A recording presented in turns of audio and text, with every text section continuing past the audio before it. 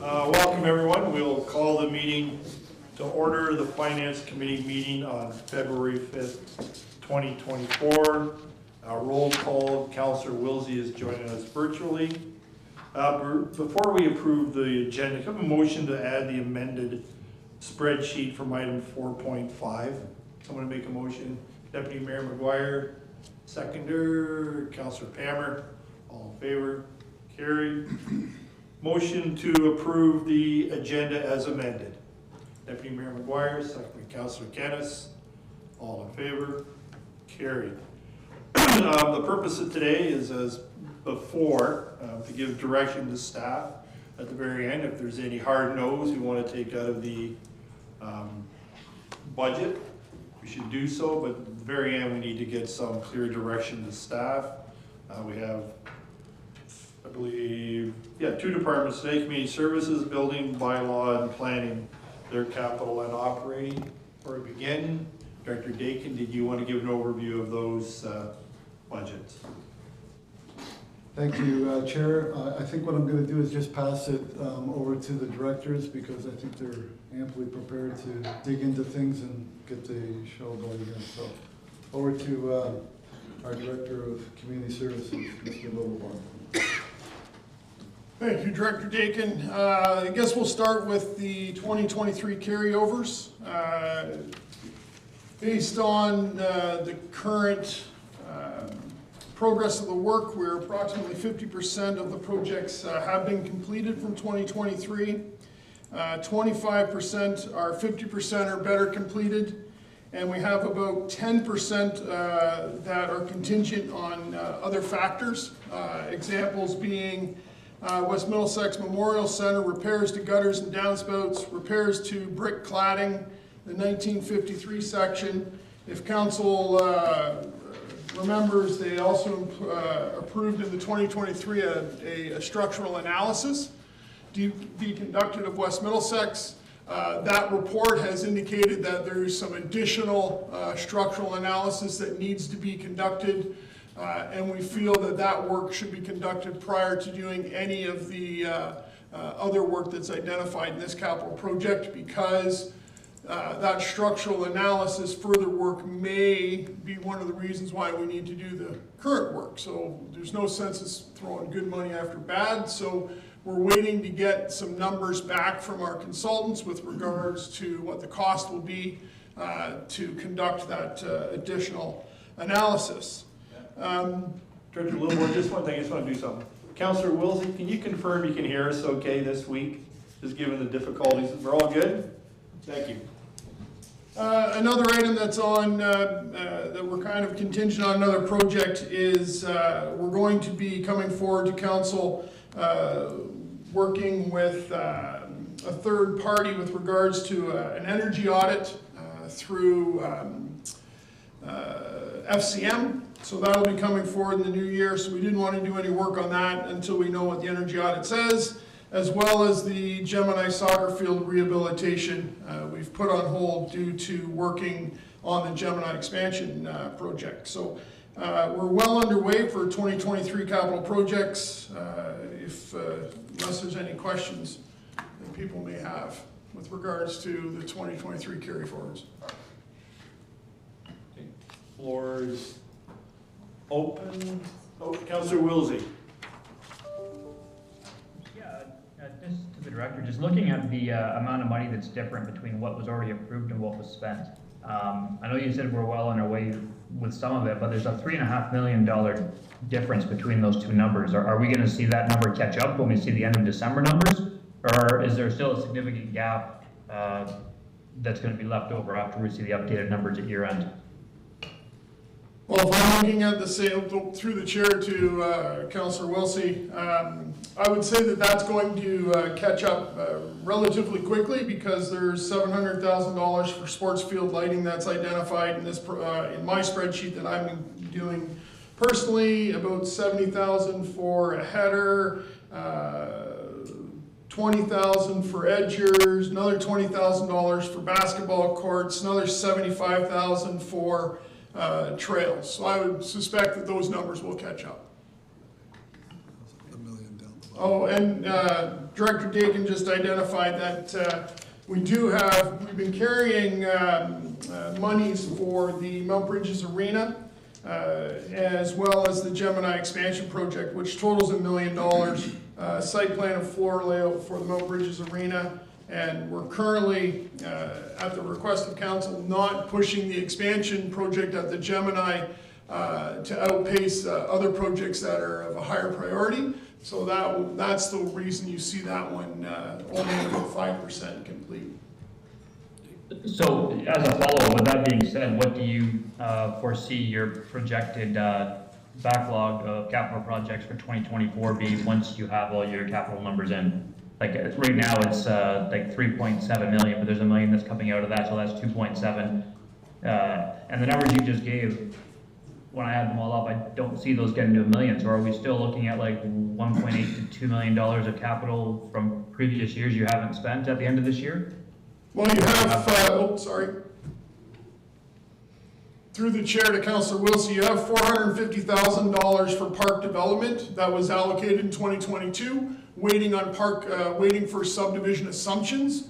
So I'm not able to do any work on there. So there's another $500,000. There's $700,000 for the sports field lighting. So there's $1.2 million. We have another $1 million at the bottom. So that's $200 million. We've got $427,000 for the library roof replacement. We've got $200,000 for the wayfinding strategy. So I do believe that those numbers will catch up. Okay. Go on, Councillor Pammer, I believe you had a question. Regarding the wayfinding signage, you had $50,000 there. Is this for the work that we did this year, or is this for that additional work that we took out? Through the chair to Councillor Pammer, the wayfinding strategy, the total of $250,000 is for the work that was conducted in this year. There's $50,000 that was allocated in 2023 that we have not spent any money on at this time. Okay, just a follow-up. So then was, I didn't see the wayfinding signage in your 2024. Is it? Through the chair to Councillor Pammer, the 2024 has, I believe it was $300,000 allocated for 2024. Okay, thank you. Okay. The other, well, everyone's thinking. I have a couple of questions. One's to do with signage, Director Lilborn. I don't know whether you can find the money for this, but there's been quite a few comments about the town sign in Strathroy coming in. I think it's both from a business standpoint. Is there money in there, or could we put money in? Because that is something that stands out for the community. It's been pointed. So any comment on that? So through the chair to the chair, staff presented in 2023 a recommendation for $300,000 for wayfinding signage to do the work that you've just identified. That was removed from the 2023 capital budget. Staff have put that money back into the 2024 budget.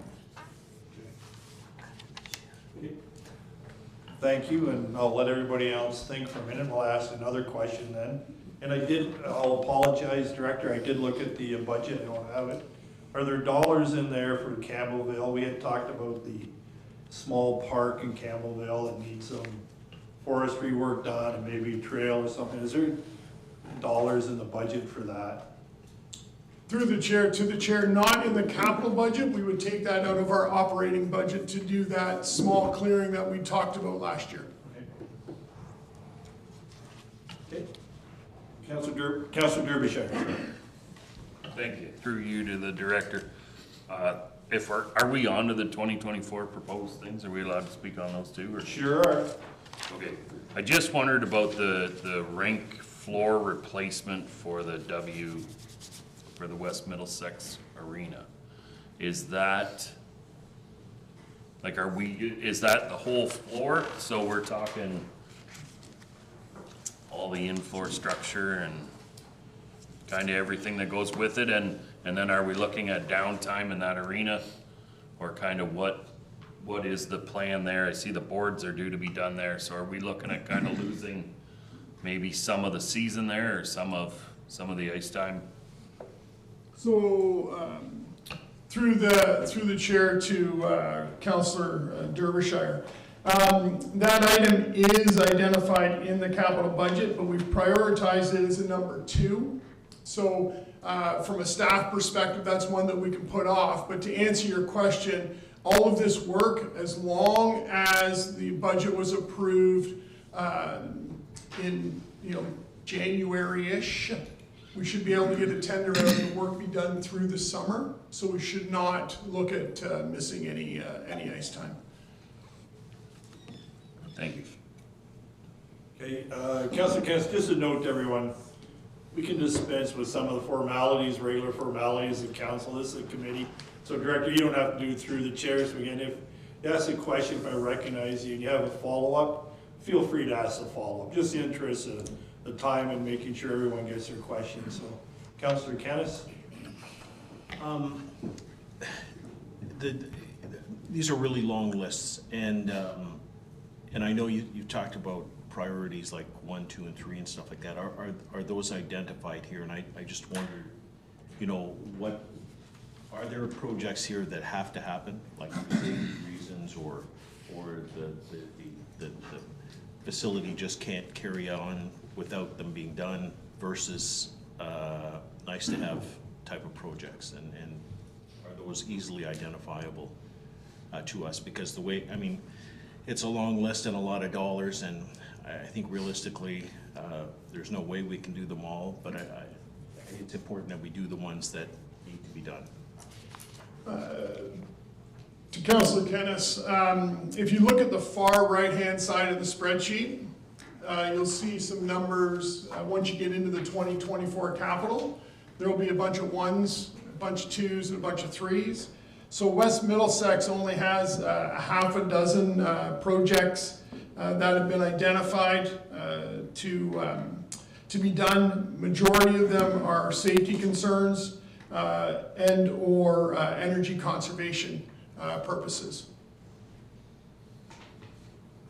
Did you want me to go through them, or? Oh, I see. Yeah, I probably should have It asked. would be helpful to see the number ones. Yeah, Okay. certainly, and I guess what's the difference between a 2 and a 3, I guess, is also, would be good to know, so.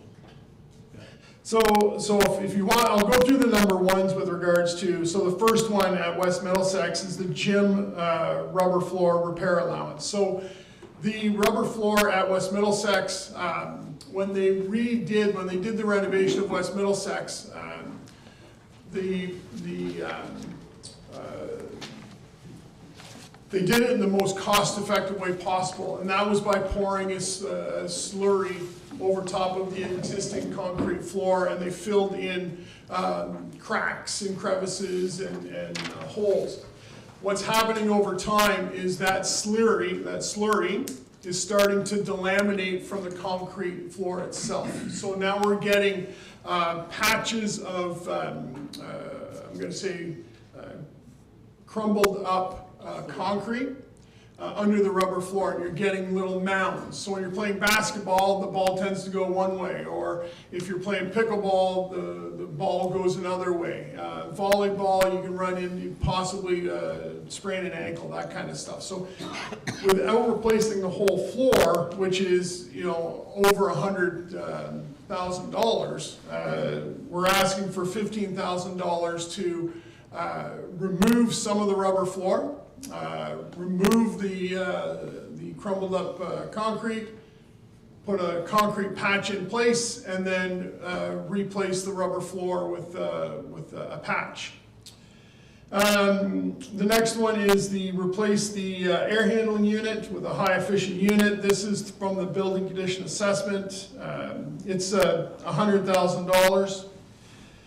The next one is replacing the exhaust fan in dressing rooms 1 and 2. Again, that's building condition assessment recommended, $4,500. If that unit fails, we're not going to meet the air exchange need within the dressing room, as well as it's not going to exhaust any of the moist air, and we have the potential for mold growth. The LED emergency light upgrade, all of our emergency lights currently are incandescent fixtures.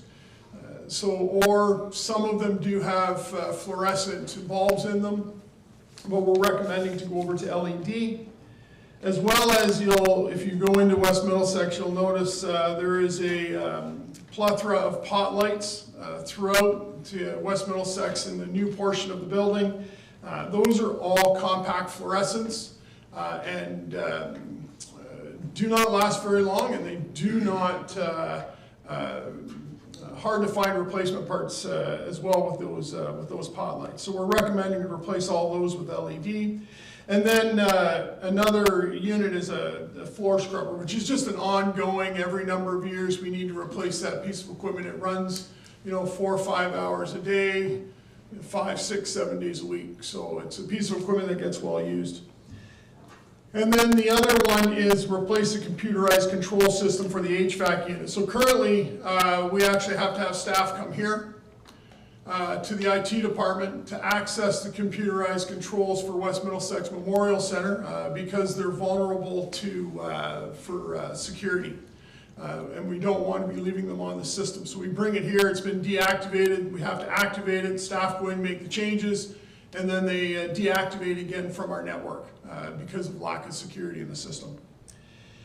The number 2s and the number 3s, really it comes down to what we think from a staff perspective should be on the list next. And when I look at replacing the arena floor at West Middlesex Memorial Center, it's identified as a number 2, but that's because the floor is well over 40 years old. That floor is beyond its life expectancy, but could we run it to failure? Absolutely we could. But that's when you run the risk of potentially having to lose a season and so on. So but the decision needs to be made what we're doing with that facility in the future. If the decision for that facility in the future is not to keep it as an ice arena, maybe it drops down as a 3. That decision has not been made. So staff keep it up higher on the priority list simply because really that's where it needs to be unless there's direction to go somewhere else. Well, you'll see items such as the 3 as, replace the sound system. That's number 2. The wood paneling in the gym. It's, do we need to replace the wood paneling in the gym to have the gym be functional? Or is there a way that we can, make do with what's currently there? The wood paneling is more of an aesthetic item than it is a functionality item. And we can go around and repair patches in the wood paneling. So that's why it's not really identified further up in the list, if that helps, Councillor Kennis. Yeah, Councillor Hippel. Thank you. I'm just curious about the trail allocation. So you've got trail allocation 2023, 2024, Parks Ward 1 and 2, and then about 10 or 12 down you have the exact same thing, or sorry, not even 10 or 12, maybe 8 down. Yeah, for 2024, Parks Ward 1 and 2, obviously it's the same amount of money. If you could just, tell me what the difference is. So, Councillor Hippel, that we had in 2023 funds $500,000 to go towards trail allocation based off of our Trails Master Plan. Council pulled the $500,000 for the trail allocation last year in the 2023 budget. So all we've done in 2024, we identified $500,000. But what we've done is we've taken 2023. If it was important in 2023, it's important in 2024. So we don't want to lose the history. So that's why you'll see the 2023 identified as a 1 and the 2024 trail allocation identified as a 2. Okay? Yep, over to Councillor Derbyshire at his. Thanks. I'm just gonna run through this quick just because I was adding it up just to make it easy. Here's the number 1 totals. For the West Middlesex Center, it's like for just their column, It's 263,500 is what the number ones would total if we were to do all number ones. In the parks and ward, whatever that, parks and rec, the park ward 1, ward 2, our total there is 3,615,000 just to do the number ones. And then the museum is 90,000 to do the number ones, and that gives us a total of 3,969,500 if we were just to do all number ones. But just to give you a breakdown of them. Councillor Palmer. Just back to the West Middlesex Memorial Center arena. That was really good information that Councillor Derbyshire shared, because the overall budget was 3 million, like the Do Everything budget, 3,267,000, and so the number ones basically get rid of $3 million. And what I was going to suggest was that in looking at the recreation master plan, the plan was to eventually decommission this pad and then build another one at Gemini. So I was just reviewing that document this afternoon, and it's kind of at the point where it's when you have an old car, the mechanic finally says, stop throwing your money, stop trying to fix this. It's time to let the car go, and that's what this kind of reminds me of. So if we could save $3 million while we work on a move, that would, to me, would make more sense than spending $3 million or another, or even just part of that, another $1.5 million on something that could, should be decommissioned in the next 5 years. So I just wanted to remind people of that plan. I'll save my comment because I see Councillor Canis has had his hand up. Well, I was just actually gonna say pretty much the same thing. I mean, we've got a long-term plan, and I think it's important that we establish that long-term plan, because otherwise to put $1.5 million patches on things doesn't seem to make a lot of sense. So yeah, I guess it just further illustrates the importance of the long-term plan and adopting some sort of a long-term plan and then moving along that long-term plan. Councillor Wilsey, recognize Councillor Wilsey. Just as a question, looking at the numbers, with the total, we only had 3.7 million in taxation to go towards capital expenses. All of that from the previous meeting went toward public works, and then we're going to pull in another 7 million of debt. So my question to the director is, how much of this was already allotted for and is coming out of reserves, and how much are you actually asking us to add to taxes to complete your list of number ones that will come up to about 3.7 million?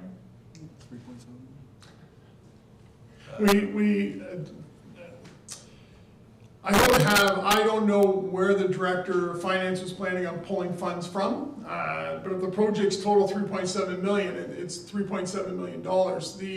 We do have the community, the CCBC, Canadian Community Build Fund, which is the old gas tax, about $900,000 that we have the ability to pull from there. We do have some organizations who have come forward, such as service clubs who's identified working with the municipality on some different projects. We've had a few businesses reach out to us who are interested in partnering on the pavilion at the fairgrounds. So there's lots of little irons in the fire. I would suggest that a lot of the projects that we have identified are AODA projects, so some accessibility components, safety, or energy conservation. So we're not looking to really build on the overall inventory of facilities, but what I do need to suggest is infrastructure is infrastructure, whether it's linear infrastructure or vertical infrastructure. Recreation facilities and recreation assets are infrastructure, no different than roads, water, sewer, or bridges. So at some point in time, we're going to need to look at how do we maintain these assets. And I can give you an example. In the parks capital budget, there's a line in there for $450,000 to do a bridge rehabilitation. That's one bridge. We have 5 bridges. We're gonna span that out over 5 or 6 years to try to get all of those bridges up to a standard that would pass a bridge inspection, right? So it's not something that the department's coming here and saying, we need to do all this at once, but there are certain projects that continue to get pushed back. And I appreciate the delicate position that council is in with regards to trying to figure out where the funds need to go.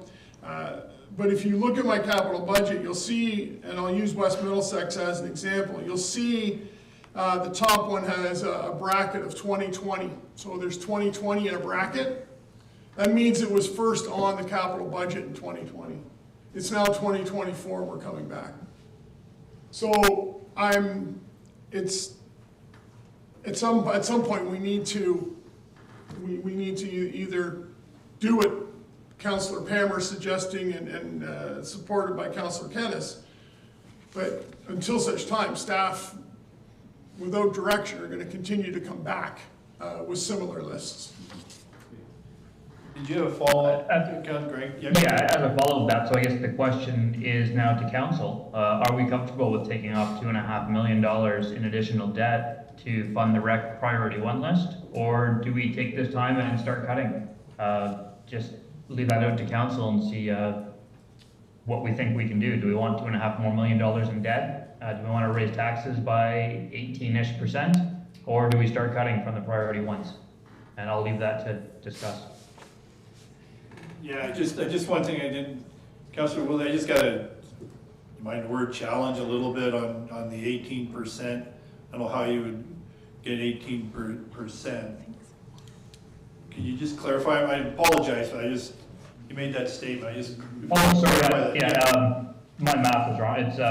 I estimated about 200,000, so it should have been 2.5, so about 13%, sorry, not 18. I forgot to take off the first million that we're getting from other sources. So about 200,000, Director of Finance had said about 190,000 was a 1% tax increase. I rounded that to 200,000. So with 2.7 million outstanding, that's a 13 to 14% tax increase. So apologies, my math was wrong in the previous comment. Okay. 13 to 14, not 18. Still wrong. Yeah, Councillor Hippel, do you mind if I make a comment? She had your hand up. Oh, yeah, that's fine. Well, and this is a good segue because we're talking about whatever the increase is. Councillor Wilsey's right, we are looking at a large increase. But the conversation about Gemini and the West Middlesex Center, so reality is we're not going to expand the Gemini in the next 5 years. Whatever we say, so I'm just going to ask the question. We have $500,000 parked in a fund for a project that maybe sometime in completing. Meantime, we're going and asking for a tax increase. I'm just going to throw it out to council if there's an appetite to remove that money for the Gemini, the 500,000. Again, it's a project that I'm going to suggest is some time out, and if we have immediate relief. So, just asking that question. Yeah, I'll go to, sorry, Councillor Hippel was then Councillor Brennan. Thank you. Yeah, I'm not gonna answer that one yet. But I do, so I was listening to Councillor Pammer and I understand Councillor Kennis and Councillor Pammer. I get that. I get where we're going with that. But I am just gonna say, like, there are things that we can take off, like when Director LeBourne was talking about, do we fix the paneling or because it's all aesthetics? But there are things in here. West Middlesex Center is well used.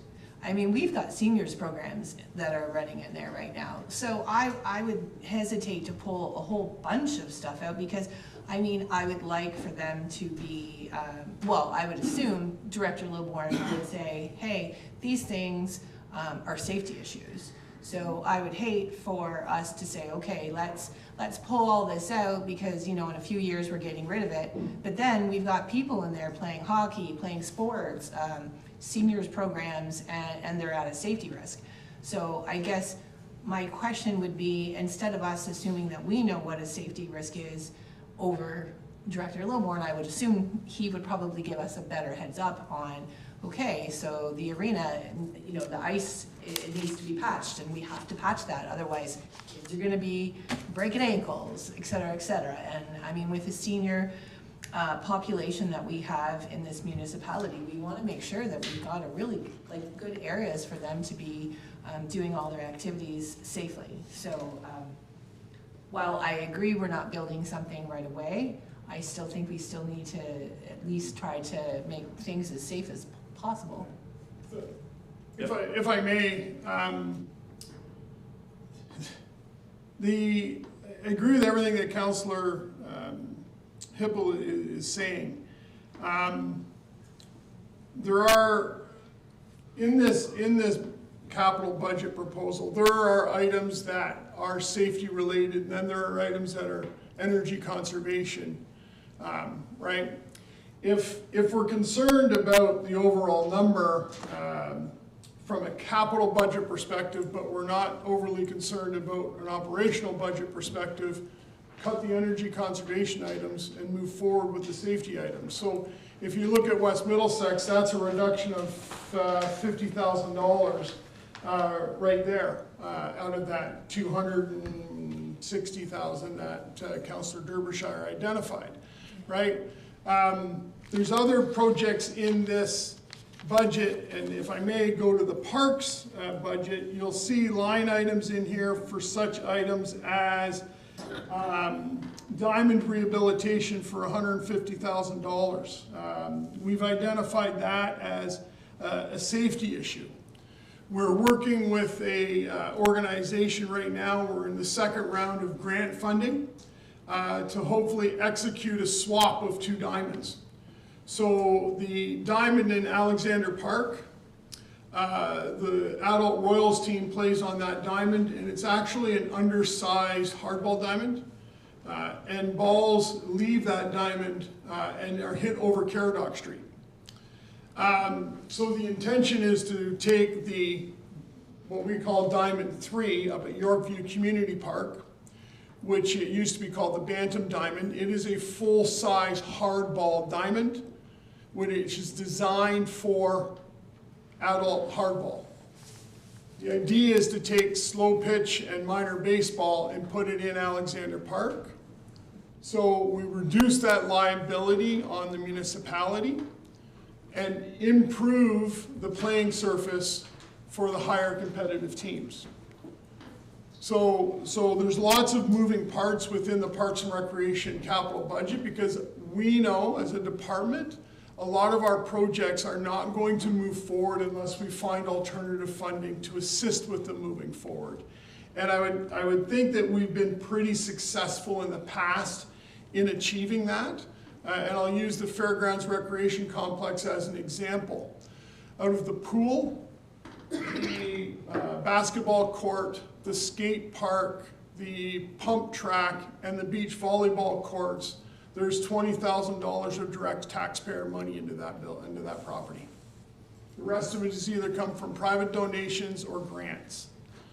So as a department, we work very hard to find funds to offset some of the expenses that we present. Councillor Brennan, then Councillor Palkman. Okay, Councillor Brennan and Councillor Palkman.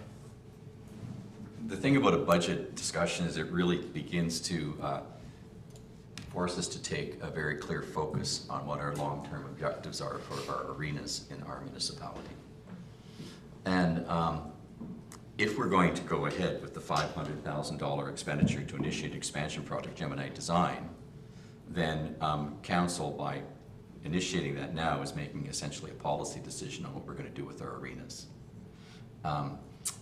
If we decide that we're going to continue to keep West Middlesex as a functioning ice arena by making major capital investments to keep it running, then I guess we have to have an idea, if there's a sunset clause on that, how many years are we looking at putting this facility and running it in a safe way, because we can't take half measures. It's the, we've got to be safe. We've got to make sure that the refrigeration plant and everything is up to code. You can't just let things slide. So at the same time, we're looking at Tri-Township Arena in Mount Bridges. So we've got 3 balls in the air. And I think that if we are going to be making budget decisions today on those, you know, we're setting a course for the future. So I would propose that, I think it's at this point premature for us to be spending $500,000 to initiate an expansion project, Gemini Design, if we're not in a position to make some of those solid choices, because quite frankly, I don't see a roadmap towards the end of what this, the arena allocations are going to be at this point. So, not that I'm against expanding the Gemini, I'm not against it. I just think it's premature to be putting $500,000 in a budget if we can't say to ratepayers what's happening with the Tri-Township Arena or what's happening with the West Middlesex. I would argue that if we're going to run West Middlesex as a skating facility, as a hockey arena, then we have to do all the necessary upgrades and maintenance to keep it running safely. You know, you can't put that off. So I think Director Lilburn is quite right that we have to run it safely. So those expenditures are I think obligatory for as long as we choose to run it as a skate facility. If we decide not to run an ice plant there, then obviously certain spending changes would take place. But so for the meantime, I would just like to see some motion here. I would move that we take the $500,000 for initiating expansion project Gemini Design off the table for now, and that we, with that off the table, we then take a look at some of the other options that we have before us. So I would make that a motion. Seconder, Deputy Mayor, any discussion? Councillor Pelkman, and then I do recognize Councillor Wilsey has his hand up too. Just wondering if maybe, first I'll ask a question of the director. Of that $500,000, how much has been spent already? About maybe $6,000. Not a lot of, not a lot. It should be noted that that's already been taxed for. So it's existing funds.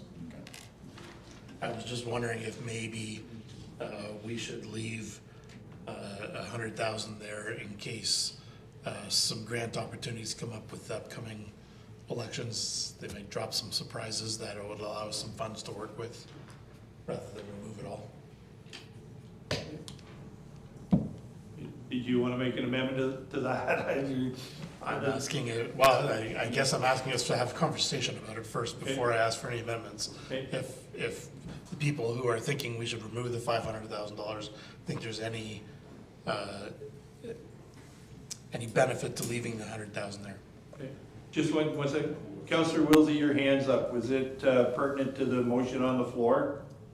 Well, I was trying to second the one that Councilor Brennan put forward, but someone else did that, that's fine. I do have another suggestion to do afterwards, but it's for the next motion, so I'll leave my hand up for that. Okay. But to Councilor Belkman's point, if there is any grants that come up, what I've noticed is that they have to be shovel-ready projects. If we've only spent $6,000, unless we're committed to put a lot more, which was what the director's plan was last year, was to put a lot more in to have a shovel-ready product. If we're only going to put $100,000 into it, I don't think we're going to be at a shovel-ready place. So I don't believe leaving $100,000 there is going to be any benefit, because I don't think we can get to shovel-ready and have that ready by September, which is when the grants seem to be coming out, at least for some of the other ones that have came out. They're like a 6-month window, and we can't go from design to shovel-ready within 6 months. Okay.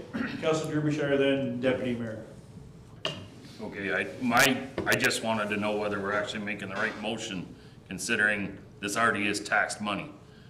We're not actually removing this project and saying we're not going to tax for $500,000. We have to reallocate funds, not remove. If we just remove the project, you just leave the money there, right? Do we not have to agree to reallocate already taxed dollars? So, Good point. so it is, so basically what you're doing is you're saying we're gonna cancel this right now. That money then would be set aside for whatever purpose, but it's already in the coffers, collected. So it's not like this is gonna be using the 198,000. This is not a 2% reduction in your current tax. This doesn't affect anything in 2024. It's already in the budget. So it's just basically saying we're not gonna go any further. We're stopping this project. and we'll sit on that money until we use it for something else. Yeah, just Councillor Pugland, the deputy mayor, but you like her. So just for some clarity for that, however, but if we did free up the funds, then any new projects that are coming in this year, then we could allocate those funds to that, which would reduce our tax rate. Yes, I guess what you're saying is you basically use reserve money as opposed to tax money, yeah. So you could forward, yes, so I stand corrected. Thank you, deputy mayor. I'll just say, my impression is our priority right now on an ice pad is in Ward 2. And I think we're well along that pathway. I do have a question for Councillor Pelkman. So, interesting motion you put forth, the idea of putting or saving 100,000 there. Is, like, from your experience on council, is that where that's flowing from? Just so I can kind of follow. Is there something historically that's gone on where you where that comes to mind? So if my memory stands correct, the two issues about expanding Gemini would be if we close down the West Middlesex to put a third rink there, but also to build a gym complex. Is that correct? Councillor Pelkman is correct. It was to do a double gym and 6,000 square feet of additional programming space, including seniors. So irregardless of what we're doing with the rinks, the gym space is sorely needed. And a gym is a lot easier to design than a rink. And if something were to come up, it would be great to see us to be able to build some gym space, because that's where a huge amount of our programming is taking place. Is there any more discussion on this? Deputy mayor. So just to follow up, because there's a number of plans out there, and the rink one is not one on this matter that I'm able to bring to my forethought here. So the plan at West Middlesex would be, is it to take it away, or take away the ice potentially in the future, but leave the building standing for recreational purposes? To the deputy mayor, that would be up to council. That would be staff's recommendation, is to not demolish the building, but to repurpose the building to other municipal uses, which could be an indoor, small indoor turf facility. The plan with regards to the expansion of the Gemini, with regards to the gymnasiums and the programming space, our programs are going through the roof. We're I want to say 400 people away from being full for summer camps. Currently, we have 280 people on a waiting list. Our recreation programs again have increased threefold since 2019. So we're running out of physical assets to put people in. If we look at adding gymnasiums, we can add programming. And as our community grows, the demand for recreation services is going to grow. And you know, the pavilion that's been identified up at the Fairgrounds Recreation Complex would allow an additional 30 to 60 kids a week to attend summer camp, because now we have another programming space that we can put kids in. So anyway, to answer your question, Deputy Mayor, it would be council's direction, decision to do what they wish with that building, but it would be staff's recommendation to repurpose. Councillor Hippel then will bring this to a vote. You know what, actually, this wasn't going to affect our vote. This was a different question. So how about I don't ask that question until we're done doing what we're doing. Councillor Brennan. To simplify the matter then, in light of the discussion, I don't know if the motion on the table is actually one that we necessarily want or need to vote on at the moment. And what I might be willing to do is to withdraw the motion for a more appropriate motion in light of the information that comes to light in this discussion. You have a second. I guess you'll need agreement from your seconder. Yes. Okay. Councillor Brennan, you had another motion? Well, I think someone else may have a motion regarding what we do with this $500,000 that has already been taxed for, and we can go from there. Okay. Councillor Pelkman. Yes, then I would make a motion that we remove $400,000 of that fund, allowing us to move forward on a gym design. Because that's what we need more so than a rink space. Okay, seconder? Counselor Pammer? Are there any questions on that motion? Seeing none, all in favor of the motion? Opposed, if any? Carried. Counselor Pell, sorry, then Counselor Hippel, trying to keep your. Sorry, I've been waiting to ask this one for a while. The cultural master plan, I can't believe I'm gonna suggest this after doing one myself, but given that there's $65,000 there and we seem to have a lot of priorities that are taking up a lot of staff time, and I'm just wondering if, given the demands on the staff time, if this is an appropriate time to be considering one, or if it should wait a few years when maybe we're on more solid footing in terms of time and projects. Any discussion on? I'm asking the director, I guess. Sorry, Rob. Sorry, Councilor Pelton. So the cultural master plan would be spearheaded by our museum curator, who, I don't want to say has oodles of time, but has more discretionary time than myself. So I'm not as concerned about that perspective. I am more concerned about this community hasn't had a cultural master plan in over 15, 20 years. And as the community grows, we're really starting to see a shift within the community and so on. So it's important. Can it be put off another year? Sure, anything can be put off. But I would hate to lose sight of it. Counselor Hippel, then I recognize Counselor Wilsey the next. Thank you. Quick question about Caradoc Community Center. So we are getting really busy, we're full, we've got all these, I mean, I know we're very popular with all of the programs that we're doing, but we also have this fabulous place in Mount Bridges with the Caradoc Community Center. So I know that that needs upgrades, and I know that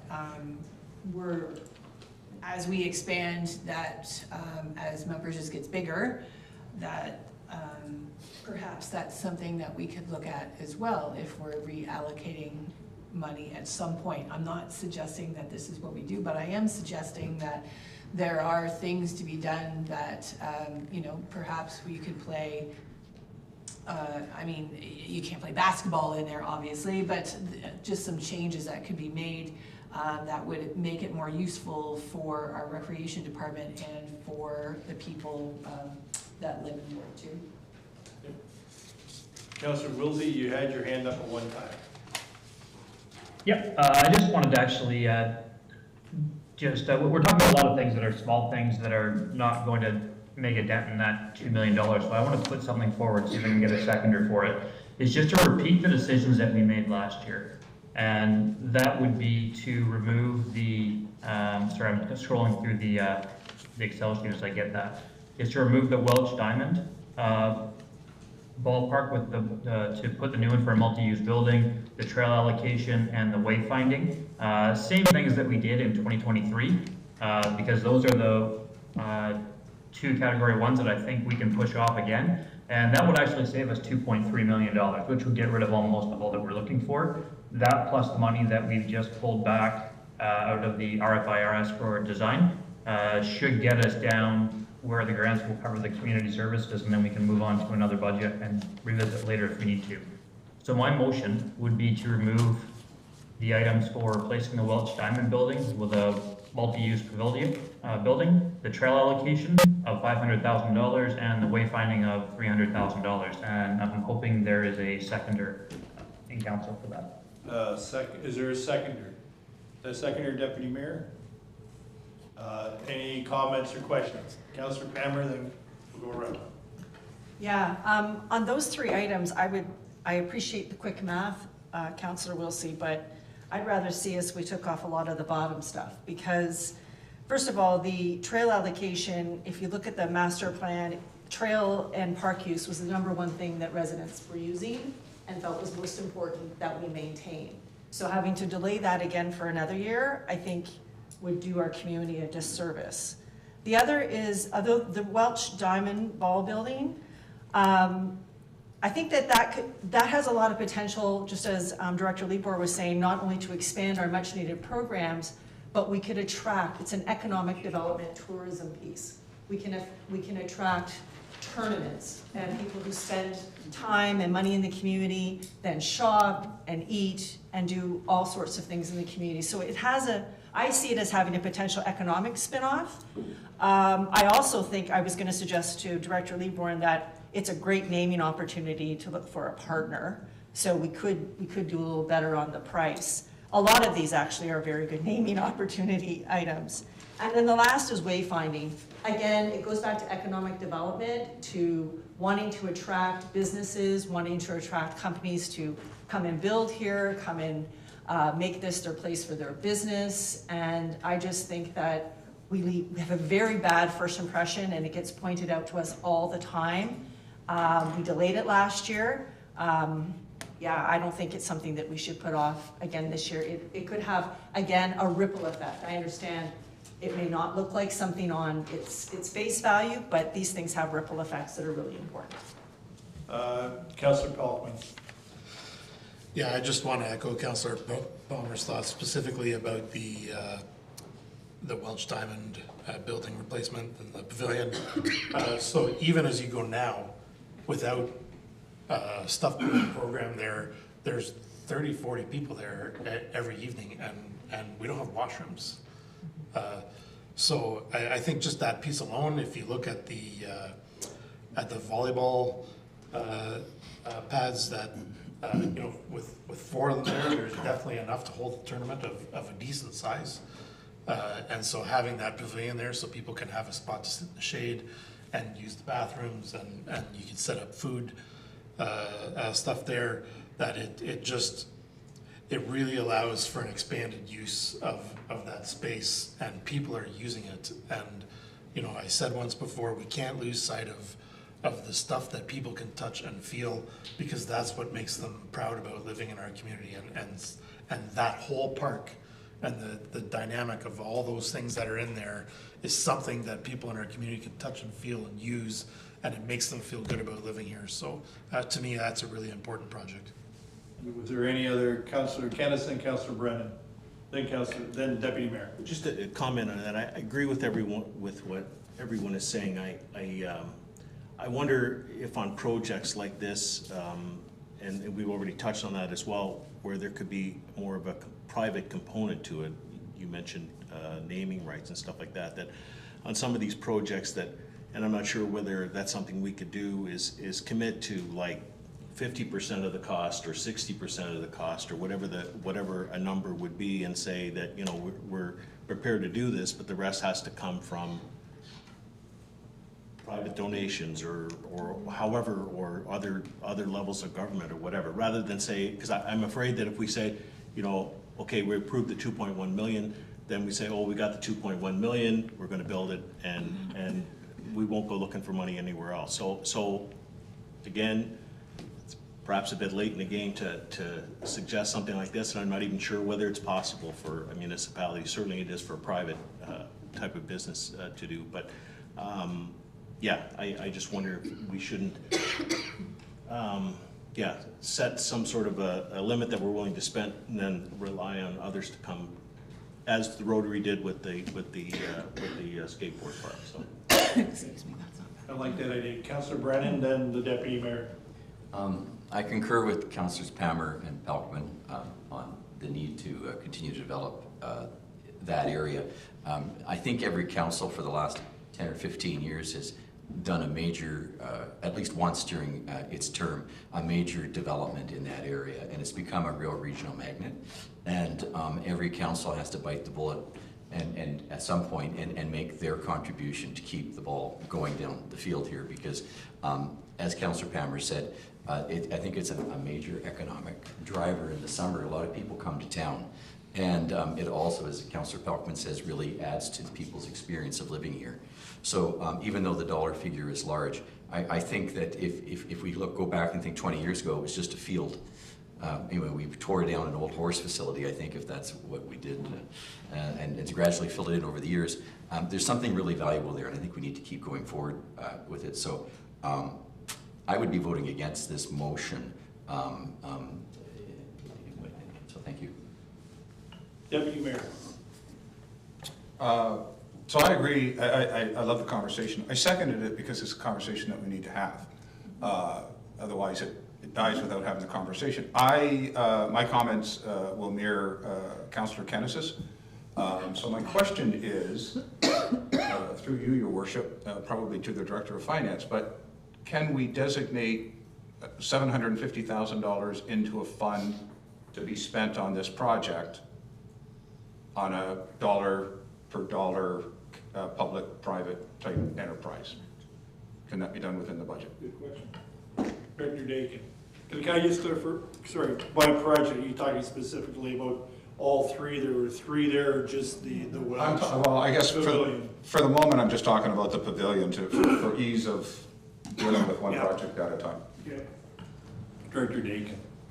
So I would agree 100% that what council could do is say 750,000, pick a number and say this is the taxation component, the rest has to come from grants, whatever, and put that in the driver's seat of the director. Director then comes back to council saying, all right, you've given me the 750,000, here's the other 750,000, this is where it's coming from, and then that project moves forward. And it's based on the budget that the council provides. So I think what you do is you put the fence up saying it's 750,000 from council, the rest needs to come from other sources, and leave it up to the director to come back to the council with those sources. Okay. Sorry, did you raise your hand up, Councillor Hippel? Yes. Councillor Hippel, then back to Councillor Powell, then Councillor Derbyshire, Councillor Pelkman, going once. Okay. So while I get this, I understand this, and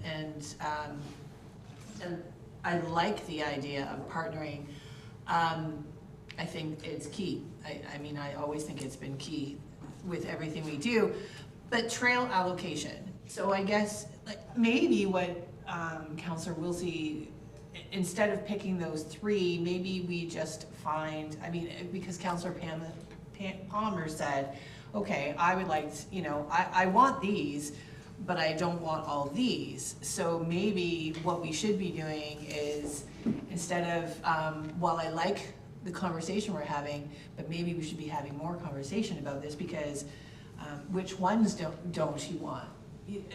Is what I'm looking at, Councillor Palmer, like, is it maybe the one we could remove and keep the other ones? Or maybe, like, I guess what I'm saying is it doesn't have to just be, if we say no, if we vote no to this, or we vote yes, or whatever goes through, we've just looked at three and we really haven't dissected the rest to where maybe they should be dissected to. Yeah, can I just interject one thing, Councillor? Because I was actually going to agree with, so then I'll come back to Councillor Pelkman. And it's going to go to Director Lilbourne. If the direction of council was from, and I agree somewhat with Councillor Wilsey that we need to cut, but rather than, could council make direction to you to come back with extra X amount of dollars from your budget and put it back on your shoulders to come back with what you think? If there was a motion to remove X amount of dollars from the budget. Through you to your worship. Yeah, absolutely. The staff are already currently working with an organization hoping for some naming rights.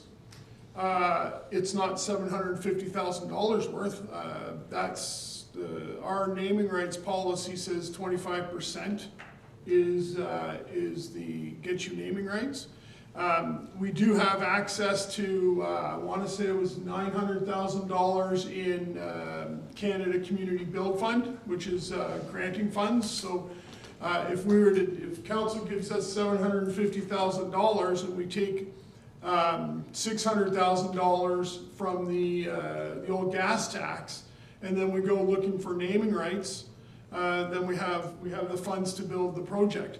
We could build the pavilion in phases. So we build the pavilion component first and maybe leave some of the ancillary trails and pathways as phase 2. If we're not able to come up with the other $750,000. So there's always ways that our department can be creative. And over the years, we've had to have been creative to execute the projects that we've executed in the past. It's just, this isn't new to me, and this isn't new to anyone who sits in a community service or a parks and recreation seat. We are the department that tends to be looked at a little bit more closely because we need the water and sewers, and we respect that. So we will be creative and bring back alternatives. Okay, Councillor Pelkman, then we'll vote on this motion. Sorry, Bo. Yeah. So I was just gonna say, I think when you look at projects that have been done in the past, that 750,000 an expectation might be a little steep. So before we make a motion on that dollar figure, I think I would be more comfortable with saying that we'll allocate $1 million and leave it for $500,000. I think that's much more doable than saying 750,000. And if we get 750,000, well then. Yeah, but Councillor, we'll go to Councillor Derbyshire. Councillor Wilsey's was a specific amount to remove 3 items. And Councillor Derbyshire? Okay, I just want it on that pavilion over there. I get you want 1.5 million to do it, but we're at a time where really we need bathrooms, essentially. You need bathrooms and you need a trail from here to there. That can't cost us $1.5 million. So if we're putting up a cooking area and a pavilion and this and that and blah, blah, at some point we have to look and say, is this really what we need down there? Like, who's gonna run the booth or the cook area or whatever we're kind of getting there? And now are we getting into, it's going to actually cost us more in the operations side of this to keep this thing running, when really we need bathrooms and you probably need a pole barn, with a concrete pad for people to sit under. That's my take on that. And maybe that's 1.5 million. On the other side of this too, we have to remember that when we get looking down, and I don't want to break us down ward by ward, but there is the other side of it where, Melbourne is asking, for some support with its fair, which is 8 events, and for $10,000, and we're kind of in a jostle with them over, you got to submit your paperwork and do it right, this and that. Well, that's a thing that affects that whole community in that area, being that the fair, the tractor pull, the this, that. And we kind of, it's tough from the outside looking in to be, we're arguing over 1.5 million and we're asking for essentially a crumb down there, and, we're taking a lot of flack for it. So I don't know, to me it seems like an awful lot for one thing. I don't know about the trails. I believe the trails are probably more needed than what we think. I like the trail allocation, but the wayfinding signs, 300,000 on them, I'm sorry that they can go to. Okay. That's just my opinion. Okay, well, we have the motion on the floor, and that was Councillor Wilsey's motion to remove those 3 items. It was seconded, so just on that, then we can have further discussion. All in favor of Councillor Wilsey's motion to remove those 3 items totaling $2 million? All in favor? Opposed, if any? Defeated. Councillor Brennan. I wonder if Councillor Wilsey would consider making individual motions on those items. Councillor Wilsey had a question from Councillor Brennan. Yeah, I had actually would put my hand up to vote on them each individually initially, but then the vote got taken off. I guess that's one of the downsides of being virtual. But with them all, listening to it, it sounds like if Councillor Brennan would second them, we can actually, is it appropriate for me to remake the motion and For the same three items, I don't know if I can do that. Yeah, I'm not Councilor, sure. yeah. I'll have something- My inquiry is only to the virtual member, because I thought you were trying to get our attention. Yeah. That it may be that you wish to make a series of 3 individual motions, one on each of those 3 items in the motion that was just defeated. I didn't know if you wanted to do that or not, but I saw you sitting there and I thought you might be thinking about that. So I just thought, in fairness to you not being here, I should ask the question. Yeah. Yeah, that was, but now it's been voted on, so someone else can make those other motions locally if they like. Okay, Councillor Pelkman? So I would make a motion that we change the $1.5 million of the Welsh Ball Diamond multi-use pavilion to $1 million as seed money, looking for a community partner. Is that a seconder? Okay, any questions on that motion? Councillor Derbyshire? Just, maybe I don't understand, did we already approve a certain project? Have we actually approved this project, or is this just, we're earmarking a dollar amount? Correct. That's what I Okay, believe, yeah. so we can actually then say, here's what we want in the project, right? So you could give us 3 examples and say you can get, a Pinto, a Ford, or a Cadillac, take your pick, essentially, right? Correct, Councillor Durr. Before we go and spend any money, we would bring a concept design to you, and you've seen the one that we've proposed already. So we can have a couple other drawn up. It's important to note that we're inside that pavilion is also storage space for the organizations, because they'll lose the storage space in the current Welch building that needs to come down, because we're not able to maintain it any longer. Any other? Oh, and one other, Director Dakin reminded me that this pavilion would become an income generator, because we'd be renting the spaces out to organizations to use it for baseball headquarters, or for, like if we do a beach volleyball or a basketball or a skate park competition, it becomes a rentable space, so it can become a revenue generator. It would not have a concession in it, so it wouldn't be staffed. Okay. Go ahead, Councillor Derbyshire. That actually kind of led me into the 200,000 to demolish the Welch Diamond building. Isn't that, didn't I see that? 65. Is it 65,000? 60, yeah. What if we decommission the water and the hydro in there and just make it simply a cold storage?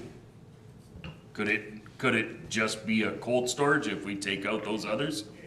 It could, but we still got concerns about the roof. We still need to maintain the water integrity of that facility.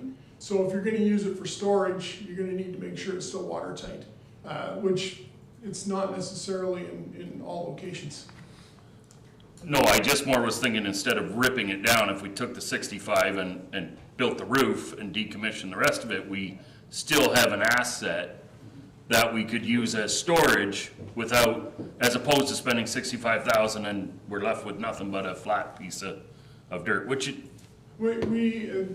Councillor Derbyshire, yes, we could look at doing that. We would need to have an accessibility audit put on, because the doorways aren't necessarily wide enough to accommodate the AODA components of all of that. So we can have an assessment done. That doesn't cost a lot of money to do that. But because we would be doing a renovation, we'd have to bring it up to current codes. So we need to make sure that we can do that cost effectively. Okay, any other discussion? Seeing none, we have a second motion. All in favor of the motion?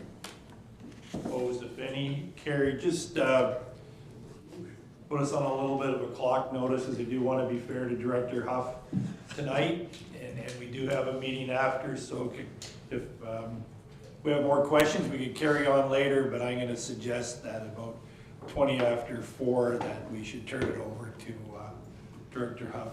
Deputy Mayor McGuire.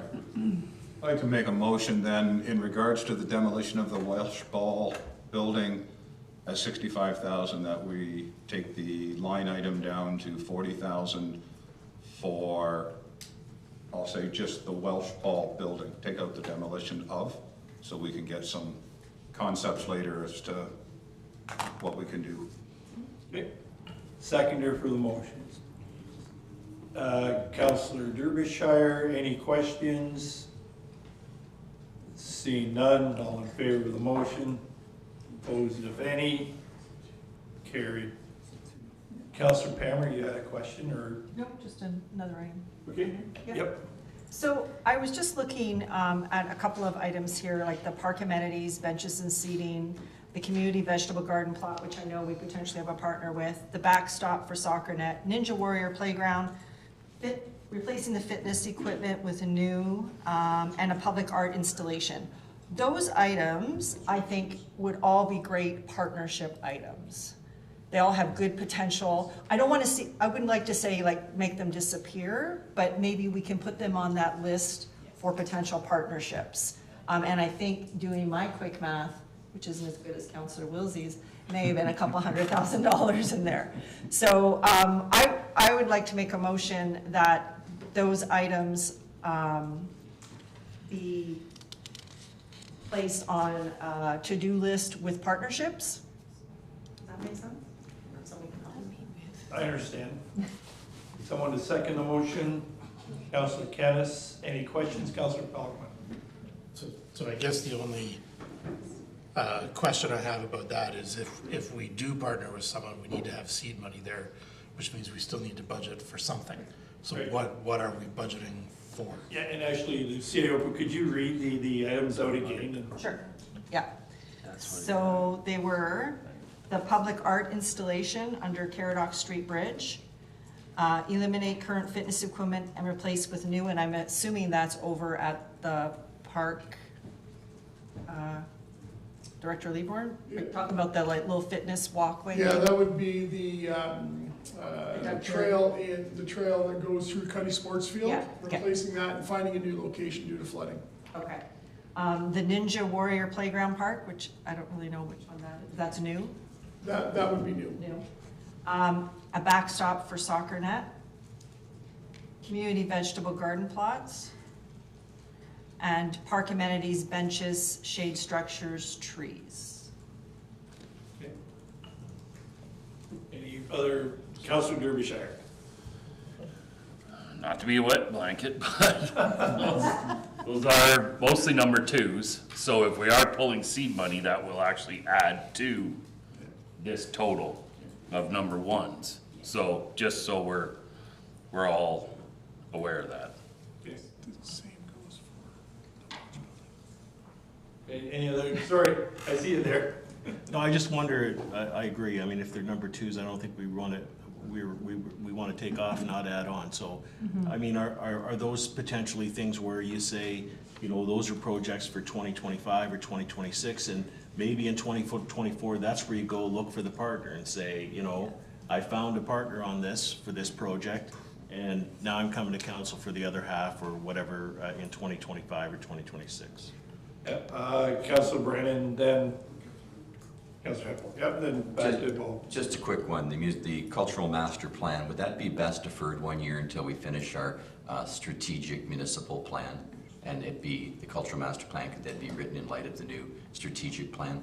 I don't know if there's an advantage to having them staggered or going on at the same time, but it would seem to me that if it were written after we finish our strategic plan, it might be pertinent. Okay. Did you have a comment on that, CO McKibben? Through the chair to council, yes, certainly the cultural plan, if it's deferred a year, I don't see, it could tie in nicely to some of the other things that are happening. I would make that motion. We still have a motion. Over. So a motion on the floor. Oh, we still have one on the floor? We still have one on the floor. The other one. Okay. I didn't realize we Were hadn't. you commenting on the motion, Councillor Derbyshire? I was gonna ask for a friendly amendment. Okay. Go ahead, go ahead, stay with that one, yeah, Yeah. sorry. Do you wanna go first then? Well, yeah, can I go first before you make? Sure. So I just have a quick question, and I'm actually gonna ask Councillor Pelkman. Did we not, when we were doing partnership stuff, were we not doing that with PPT, right, through CDAC? Is that still exist? I'm not on CDAC anymore, so this is, okay. Yeah. So it does, so yes, so not adding them in right now, but when we do that, that pretty much falls in with. Just to answer your question, there's not that kind of budget in that line. 40 grand. Yeah, 40 grand, Okay. that's it. So All right. Councillor Derbyshire. You had a friendly amendment. This was gonna be a friendly amendment. I was going to say, can we throw this back to CDAC to possibly set up some partnerships for next year's budget to come forward and say, we've looked into this and, what, you don't like?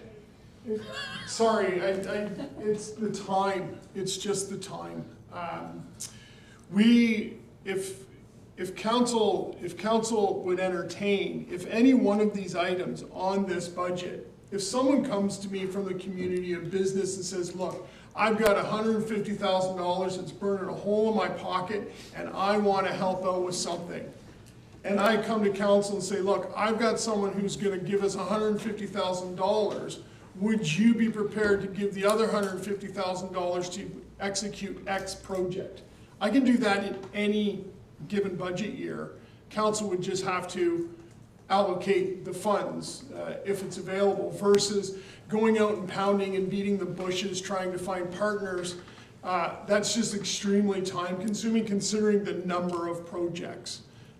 We can always advertise to the public that we're looking for partners, which we regularly do anyway with CDAC and PTP. Okay, so, and then we need to bring this one to a vote. We will. So then would it be fair to say that the 400,000 that we just took from the Gemini project, we could take some of that money and set it aside for them to find partners with this project? And if that happens, then you can merge it, right? So set 200,000 aside from that, and then if you... You wanna make that the friendly amendment? Yeah, I don't even know what that sounds like, It but... sounds good when you're saying it. Yeah. That's good. So... doesn't think so. So I think, did you help us here, clerk? It's not that much money. She types away.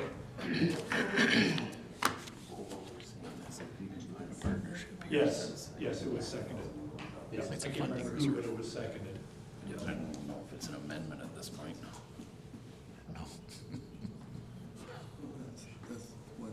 If I, in the Yeah, interim, go I'm ahead. just gonna make a comment. I mean, I'm fine with this, but we're really just moving things around in our pockets. Like, we're not taking anything in or putting anything out. We're just, we built a new pocket. And so yeah, so Yeah, well, if there's anyone a out there time. thinks we've, made a giant cuts to expenses, we're not. So we're just shifting them around, so. Yeah, well, that's what I'm hoping to get to a point where we talk about pockets.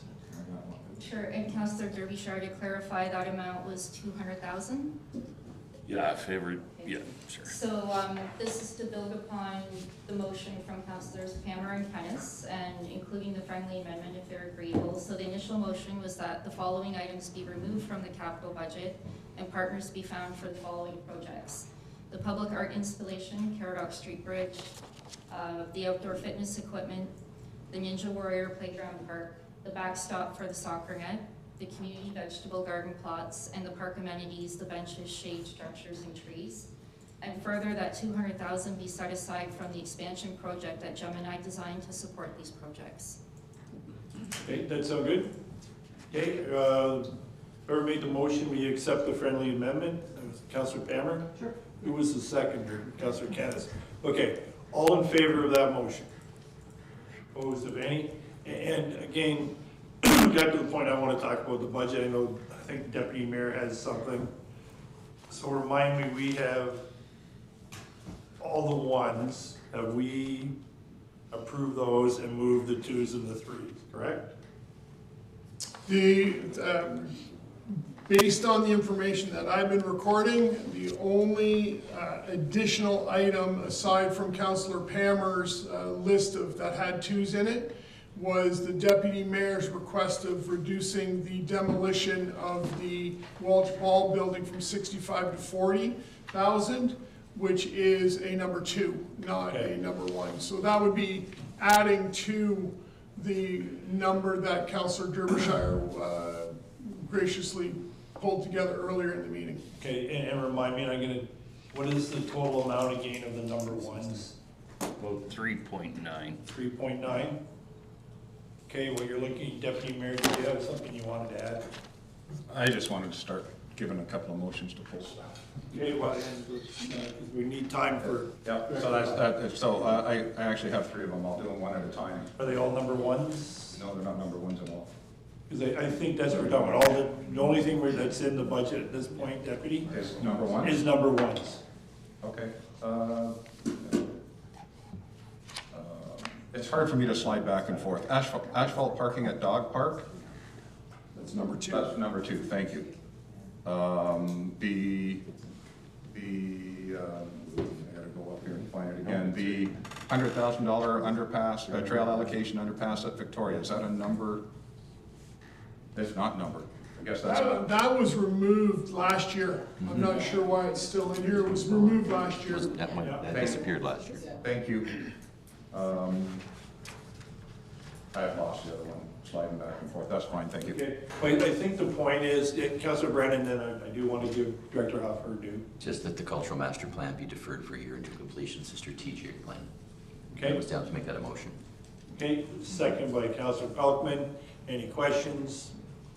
All in favor? Opposed, if any?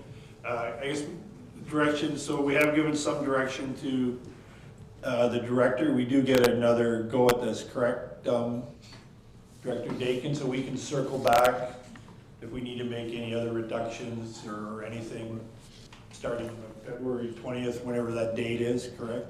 That is correct. I would also point out that it might be prudent to sort of carry on with Director Littleborn's list. So then we have a complete list and maybe tag Director Huff, and we also have Director Hammer Kendall that's going to be doing the legal legislative as well. So they could be added to that 20th meeting if you need to carry on to get through Director Littleborn's. So as they say, do you yield your time, Director Huff? You don't have to. You yield? You don't have to.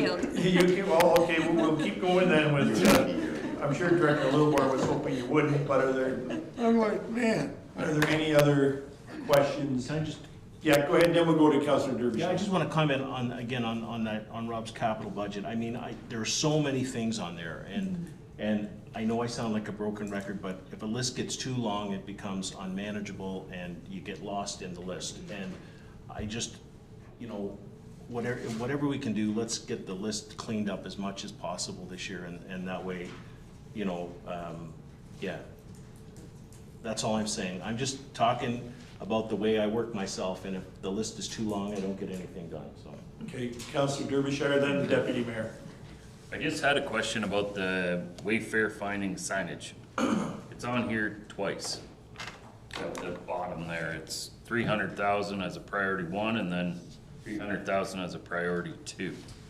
So, thank you, Councilor Derbyshire. It was on the budget last year in 2023, and was removed.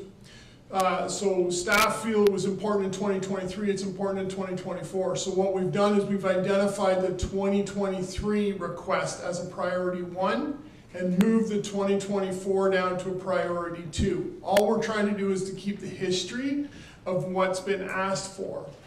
Because what happens in time, if we don't keep the history, we lose sight of what's been asked for. And Fernie was a perfect example of that, where they asked for a chiller over and over again, then all of a sudden it slid off the financial records of the municipality. And I don't want to do that. I don't want to lose what's being asked for.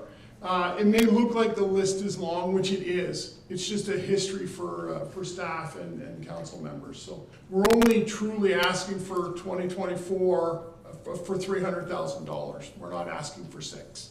And I will go to the deputy mayor, but on the wayfinds, does that include new town signs? That would be the projects that would be going after this year, would be the community gateway signage as you come into the community. And is that a number 1 or a number 3? That would be a number 1. Okay, thank you. Deputy Mayor. Just trying to get my head around where we are right now. So we're looking at only the number 1s, and the 2s and 3s and unregulated are currently off, and we'd have to bring them back on if we're interested? Yes. Am I correct? You are correct. Okay. Well, that reduces the list considerably, right? Okay. Keep Councillor Kennis more happy. Okay, Okay, any other, did you have one, Councillor Palmer? Councillor Pelkman, his hand's up. So just because the whole point here was to try and reduce money, I just want to make sure when we remove the $400,000 from the money that was set aside and taxed for already, now $200,000 of that has been committed to those projects that were identified by Councillor Palmer. Are we then using the remaining $200,000 to reduce the taxation for the remaining capital projects? That would be my, that'd be my belief, but we'll direct it to Director Dakin. That's what I believe we are doing. So the deer in the headlight look is I've not received any direction what to do with the other 200,000. All right, then I will. 200,000 has been allocated. That's what I will make a motion that we use the remaining $200,000 of that fund to reduce the taxation portion on the capital projects. Okay, seconder. Specifically for recreation. Okay, Councillor Hippel, any questions? Councillor Derbyshire. I just wonder if, I mean, it sounds good to use that there, but should it sit in a reserve for anything that we have sprung up throughout the year? Or is it better serving us paying this down right now, I guess would be my question. So I would say if there's something that's jumping off the page that needs to get done, then I would say those are the things where we'll take that 200,000, apply it to the number ones and move those forward. Otherwise, we'll put it in a reserve and hang on to it. But I think, to be honest, I think it's better to pay down what we're dealing with and then move forward from there. Thank you. Councillor Brennan. Through the chair to the director, doing that, how much would that reduce the taxation rate on, about 1%? So we're at 1%, yeah. Yeah, so that's a saving 1%, thank you. Okay. And without any further questions, all in favor, oh, sorry. No, Under please. the wire. I fired my hand up too quick. Okay. All in favor of the motion? Opposed, if any? Carried. Any other further questions for Deputy Mayor? Under the trail allocation, can you, $500,000, I see it's there at 23, and further down the page, as a 24 request, and I think you've explained why. But I'm just wondering, quickly, can you tell me exactly what there is for $500,000? Off the top of my head, I cannot. Okay. We have a document about 1.5 inches thick that provides projects and connections and so on. So I can get you some information that the $500,000 could do. It would be council's decision on which projects we would proceed with. So I would come forward with a suggestion of, this project gets us from here to here for this value, so on. Okay. Do you have to add to that, Director? Recognizing the director. So I think what's happening here, which is really good, so we're getting down to ones. So what we said is we committed as staff to bring forward business plans as to what the taxation ones will be. So obviously we're not, as you saw, the list here is, I'm not even gonna guess at the number, but to bring forward business plans on all of those would be ridiculous. So now what we're doing is saying all these ones that we're moving forward, so coming forward for the final budget will be business plans for all the ones. These are what you're gonna get, this is what it looks like, this is where we're gonna spend the money, all of that. Right now, we're committed to these ones, which is good, and now what we do is bring forward, and so one of those things is under that 500,000, because it's a one, here's the trails that are gonna get done for that 500,000. Or what's gonna happen, what work's gonna happen for that 500,000. That's part of that business plan piece. Reminder, we had another kick at the proverbial can, and just to prompt you along, the next sessions will have the magical number down at the bottom that shows the levy, right? Correct. Any other questions? Oh, Councilor Wilsey, I'm sorry. Go ahead, Greg. I was wondering if, for this, not necessarily to talk about a specific item, but we still have a bunch more that's not allocated, like we're at 3 point something million, and there's some that's coming out of reserves and some from different spots. When we come back to the next meeting, not necessarily for tonight, I'm wondering if we could have something that shows us each department, what their capital spend is, and then just how much debt we're looking at taking on if we go forward all of these, what the amortization and the payments are going to be. And the part that gives it on to a little bit of thinking I've been doing while I've been traveling is all the time on the airplane's given me some time to think. And when I look at when the debt comes on, we don't actually see the debt for 2 years. And then we haven't decided how long we're going to amortize it for. We don't know what those interest rates are going to be. But we're really approving the money now that a future council is going to have to deal with. And if we're looking at this now and just putting the numbers forward, just from the two departments we've looked at, we're looking at about 2.5 million of debt from community services. And when we're looking at the numbers from public works, that was 7.5, plus we have the fire hall. Altogether, we're looking at well in excess of 15 million in debt for this year that we're gonna have to make payments on in 2 years. If we don't look at what that interest is going to be in 2 years, we might be saying, all right, well, now we have to add what, I don't even want to guess at that percentage because I don't want to be misquoted or say that it's wrong. I don't know what that number is, but we're handcuffing a future council to having to pay interest on, say, $15 million in debt or whatever that number comes out at in 2 years. So I think we need to be cognizant of that. It's not just debt that some future council is paying for, it's debt that we're going to have to pay for. And as we go forward, we need to make, at least have some estimates of what interest we're going to pay on yearly going forward, and just some more information so that we can make good decisions now so that we're not handcuffing ourselves 2 or 3 years down the road.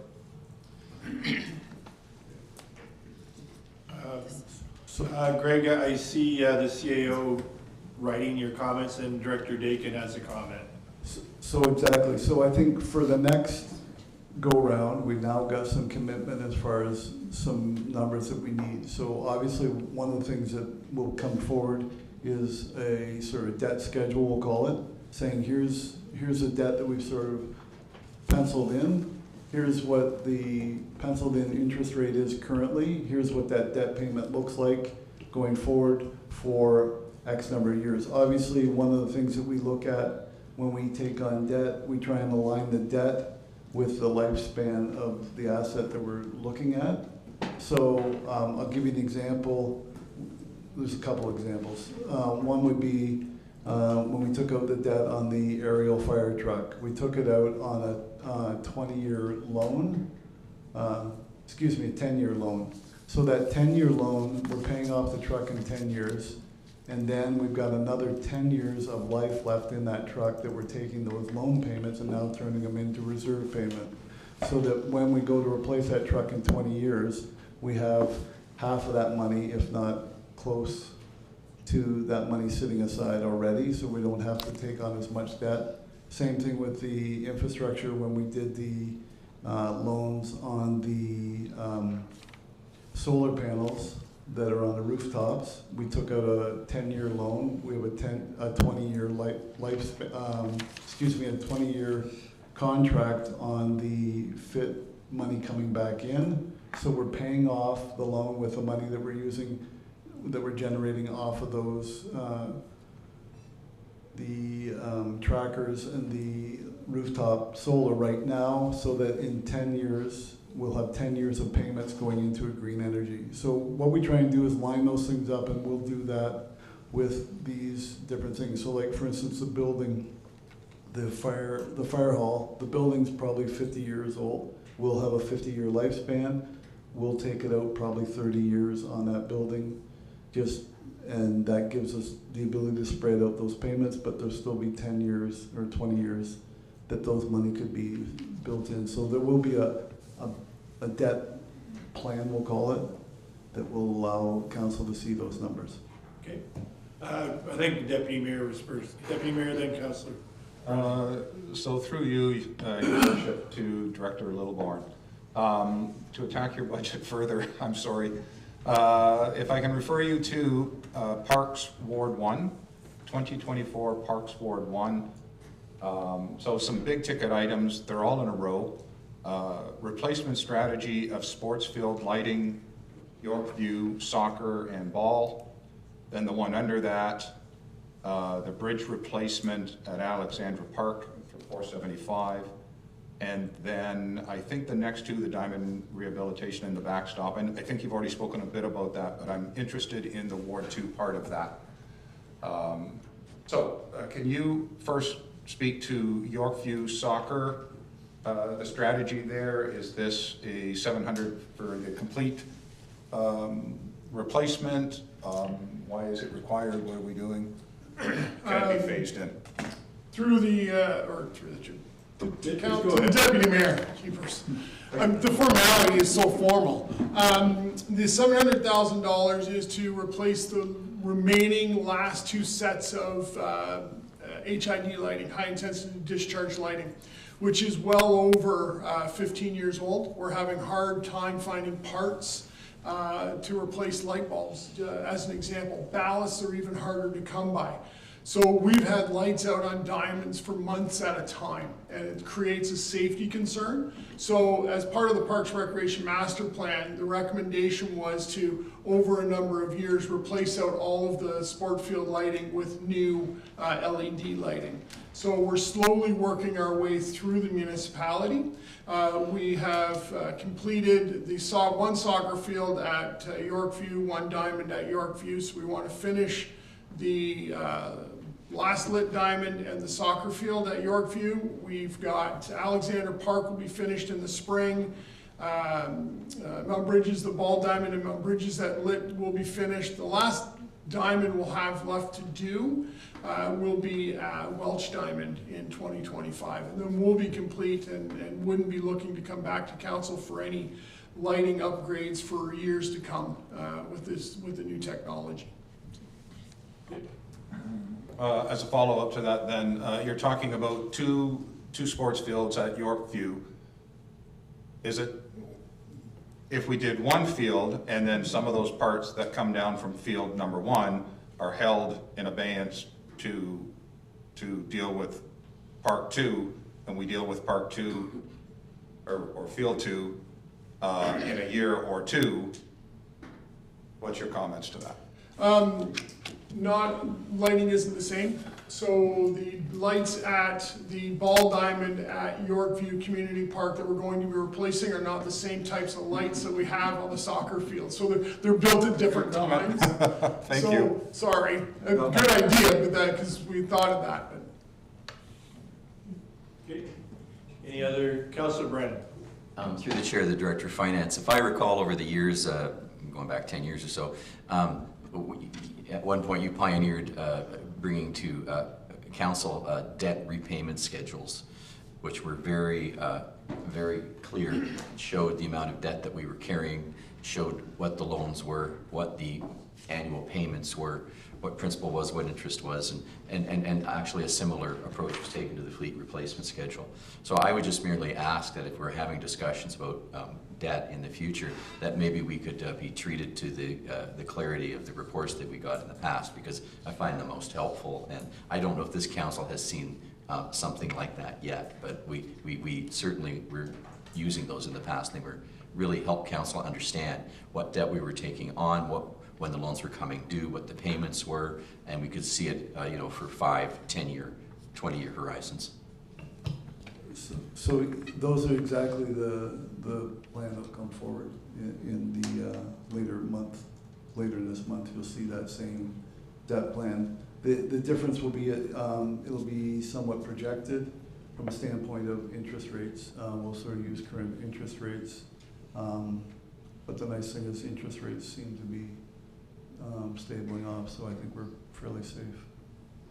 Okay, Councilor Pelkman. Not that I want to add on to this year, so I'll add it on as a 2 or a 3. Is a dog park in Mount Bridges. I think that's something that is definitely needed, and it's not on this list. A dog park in Mount Bridges. And I know we don't have land, so there's no point in putting it as a 1, but I think it needs to be on the radar. I did ask Director Littleborn what it would cost to put a dog park in if we had land, and I believe the price tag was $200,000. And that would be lighting, like building a parking lot, the fencing, getting water there so that there's water for the dogs. So there's That's why the cost was so much, because I at first went, for what? To put up some fences? But yeah, there's a lot of infrastructure there that we don't necessarily see, so. Okay. Councilor Derbyshire. Sorry, I guess I would need to make that a motion to add it on the list, so I'm gonna make that a motion. Okay, second, Councilor Pammer, discussion on dog park. All in favor? Opposed, if any? Carried. Sorry, Councilor Derbyshire. Sorry, mine was just, I guess, a general question back to the director when he talked about, like, I understand taking the money that revenue generates off of the solar panels and, you know, putting that aside. Where I get a little confused is if we're gonna keep paying off a fire truck and put it into reserves using taxation, you know, after 8 years, if we decide, oh, we no longer want to do this, we're now switching what we originally taxed for. So, like, I just don't know where that, if that gets dicey at some point where we're pulling from years past and putting it aside for said project, and then if we don't use it for said project or it goes somewhere else, or, you know, like, are we setting ourselves up for possibly some sort of legal ramifications? So basically, the idea behind that is, once you start taxing for it, then it's in the budget, so it's taxed, right? So I guess technically what we could do is a year in which, so I'm just trying to think, I can't give, so let's just say this year the fire truck drops off. We're done paying for the fire truck. So let's say the payment's for $75,000. For 2025, I just take $75,000 out of the budget, and we've already cut the budget by $75,000.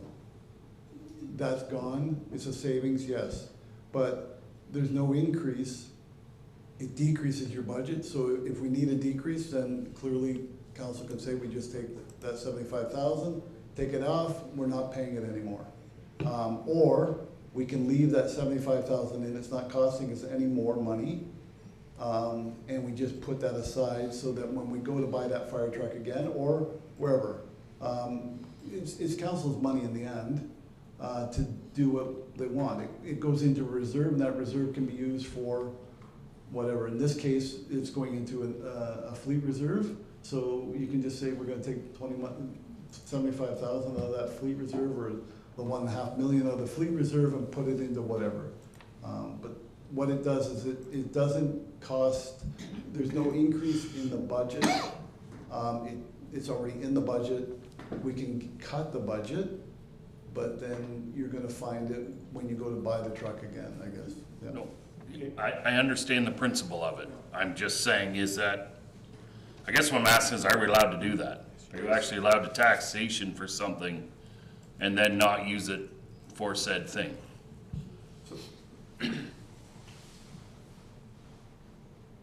I'll let Councillor Pelkman go, and then if I need to clarify, I can. Councilor Pelkman. So, that's a form, yes, we can. If it turns out that we, instead of needing 10 fire trucks overall, we needed 9, we would just reallocate that money somewhere else, and that would be less money that's taxed in the future.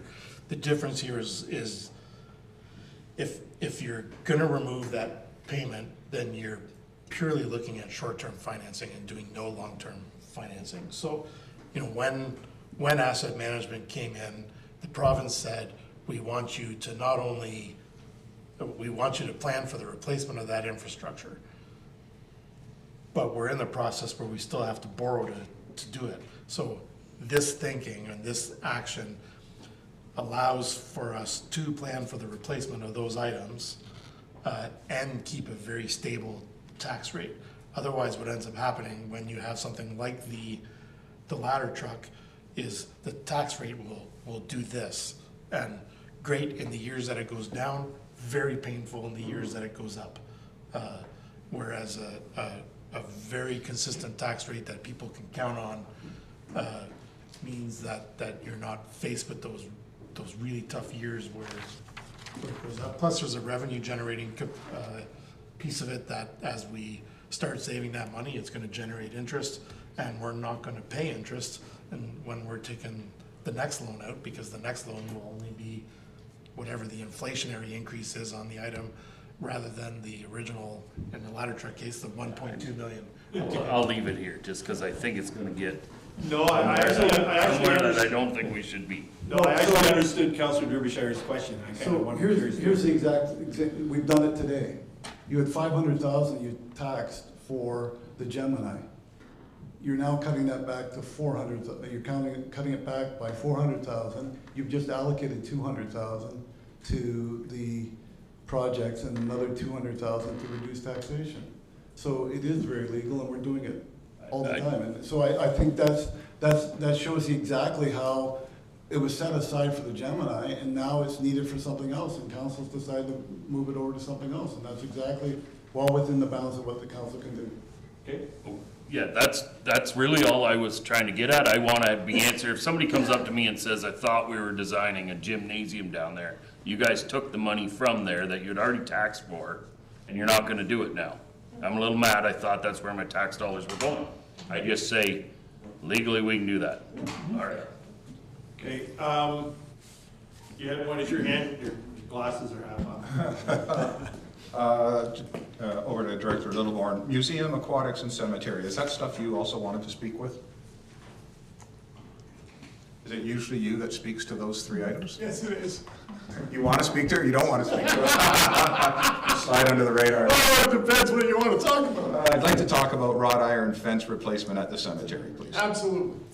Can you update me on that? I think we took it out of the budget last year. Yeah, we did. We had, I believe we had $250,000. We were able to go back to the supplier, and we're not looking at a wrought iron fence, but more of like a hot dipped aluminum fence. So we're able to get the cost down. Some people say the fence is just aesthetics, but the operators at the cemetery say it's safety. And the reason they say it's safety is because when you drive by the cemetery, there are some very steep banks that the cemetery property butts up against along Metcalf Street.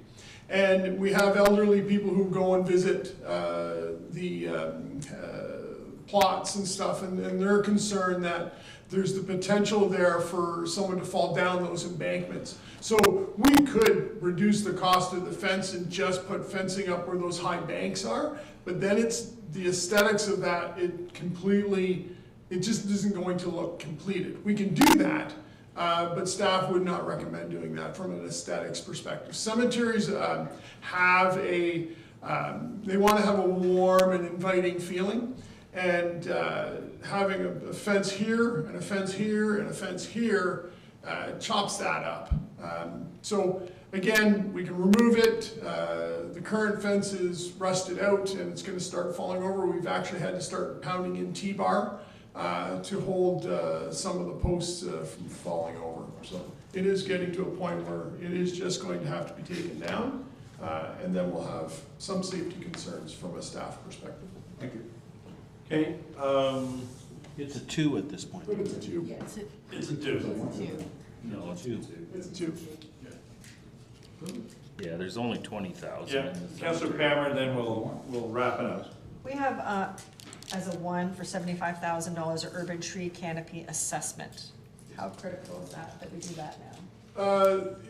We are required to have natural environment asset management plan, and this will be part of that asset management plan. It needs to be conducted by the end of 2025, is it, Bill?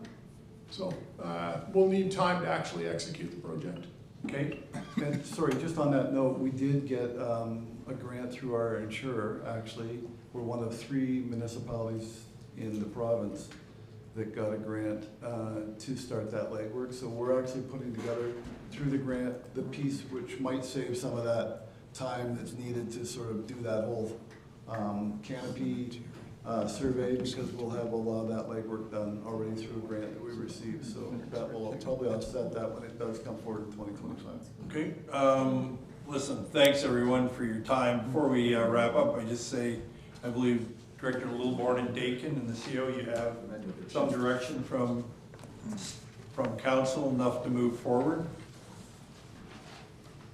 And just a quick comment to to council. It's on the process moving forward, and just, there has been some discussion amongst council, the process moving forward and the multi-year budget. We will get through the 2024 budget, but there are some, not concerns, but some suggestions from some councillors, many of which I agree with, that we just look at the multi-year, we're gonna make sure say this properly, differently, whether we move up, because in 2025, we would start that in September, we maybe start in July, so just suffice it to say, we've heard some suggestions, concerns about the multi-year budget moving forward. There's lots of balls in the air, the strat plans in the air, the wastewater treatment, possibility of a service review, so we want to do all of those. Moving forward with the budget, I had discussions today with Director Dakin, with the CAO. So I just want to say, we've heard it, taken under advisement, we will look at the process, and we will get it done. The other one, looking at Councillor Hippel, is the possibility of a budget committee, so when you throw it all in the hopper and shake it up, it's probably take a little, have a look at it and see moving forward, but we will do a multi-year budget. Any other comments, concerns, questions? Seeing none, thank everyone for their time, and we will adjourn the meeting.